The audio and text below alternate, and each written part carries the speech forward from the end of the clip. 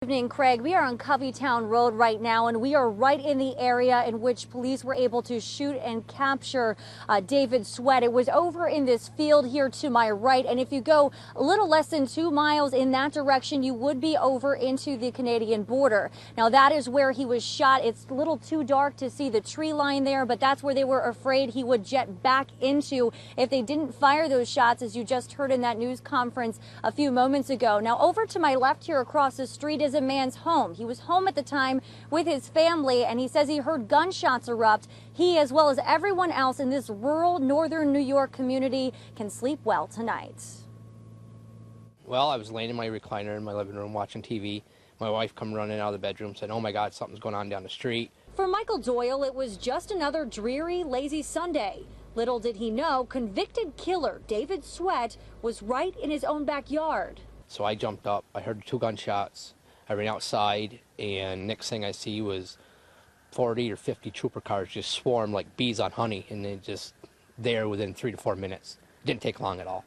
Doyle lives on Coveytown Road, just 150 yards from where police shot and captured Sweat. That tree right there is where the ambulance was, is where he got shot. And as news spread of the capture, everyone in the small town of Constable breathed a sigh of relief. 3 or 4 car lengths later, I see another one. I said, "Is he down?" He said, "Yes." And the next 2 or 3 state police officers were honking their horns. Others shocked because this area, only about 3 miles from the Canadian border, was over 15 miles from the search area, where crews were earlier in the day and on Saturday, knocking on doors and trudging through soaked, densely wooded terrain. I'm a little more unnerved, I guess I would say, now that the real information is coming out, because it turns out maybe my family wasn't safe and we were told that we were.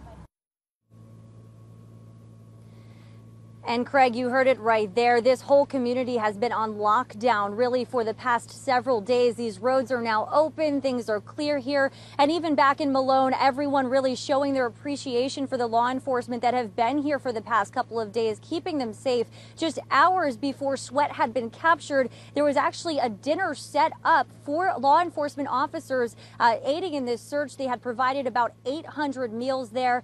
Everyone just happy that things can finally go back to normal here in northern New York. Craig?